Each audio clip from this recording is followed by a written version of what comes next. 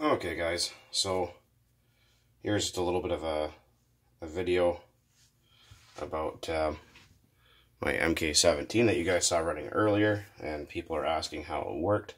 I can't remember what your name is, sorry, I apologize for that.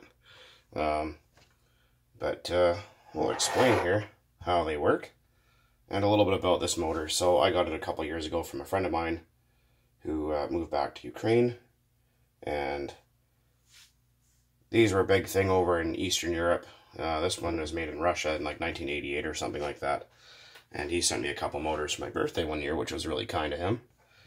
And so this one, when I got it, was used. The previous owner did take really nice care of it, which was cool. But I had it running. The compression was really weak. It didn't really want to run properly. Wouldn't come up to RPM. It was very difficult to start. It would only run on like only ether and oil and pretty much nothing else.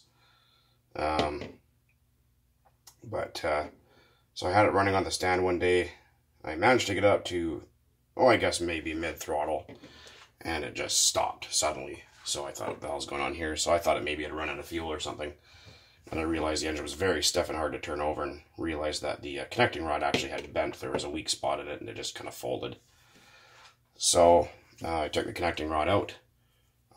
Had a new one made at a machine shop out of a much stronger aluminum, because the connecting rod in here was pretty weak, and the piston didn't fit the cylinder properly. It was too loose, I'm guessing from lots of running, or just not made properly, I don't know, defect. So I had the piston heated up to a high temperature to grow the cast iron a little bit larger for a better fit. So now it has really good compression. So a lot of people think, well, how does it start? Does it run on just regular diesel fuel? Like, how does it work? You can't use regular pump diesel in them just by itself. Nothing will happen. The most that'll happen is you'll get some smoke out the exhaust, and that's about it. So the fuel consists of 3 parts usually, or maybe 4 sometimes, depending. The fuel mixture I use is 50% pump diesel mixed with kerosene in equal parts, and that's my base fuel. And then after that, it's 30% of the base fuel, 30% oil, 30% ether, and 2% cetane booster for diesel trucks. And that's just a standard household, easy to start, bench, test, run kind of fuel. It doesn't perform the best, but it works just to get it started on the bench and get a couple tanks in. Sorry about that, but so these have no carburetor. It's just a spray bar, so you can adjust this needle for less or more fuel. They have a rear disc intake, similar to like a rotary valve on a dirt bike or something like that, or a go-kart. And they're not a pinched liner. They're made of steel like this, or cast iron. And same with the piston, as you can see, that's what the diesel piston looks like. It's concave, or sorry, convex shaped on the top. Hopefully you guys can see that.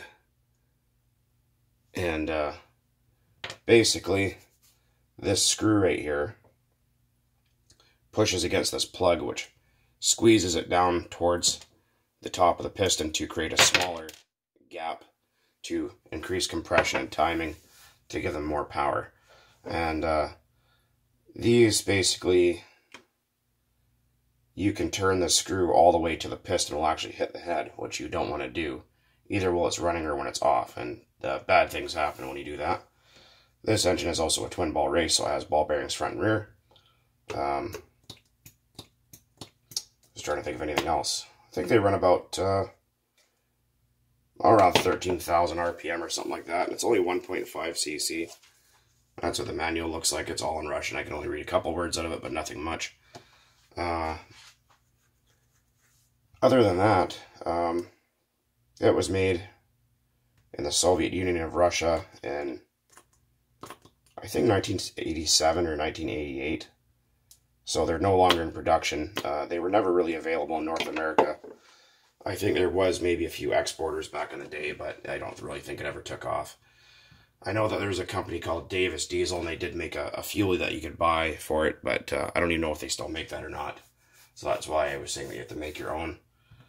They have no exhaust either. So you can see like literally right through the motor. This has got 6 ports in total. Has 3 exhaust ports and 3 intake ports underneath of the exhaust ports. And just a word of warning when you're playing with a diesel, you can get really hurt with these things. Seriously hurt. And by that I mean if you're playing around with one of these and you're cleaning it, and because the castor oil does get sticky and they do get hard to turn over sometimes. When you're playing around with these things and you use something like a solvent or kerosene on it or something like that, or penetrating oil or whatever, anything that gets in that exhaust port or inside the engine can be burned as fuel. So if you're sitting there and you just clean it and you're playing around with it like this, there is a potential that it could start in your hand. The ignition is always on. And the last thing you want is this thing screaming in your hand and chopping up your fingers, because it's not fun. I've had it happen once before. So if you ever come across one of these, just be careful with it. And for the love of God, never turn this screw all the way in when the engine's not running, because it'll never turn over again. And I've seen it happen a few times.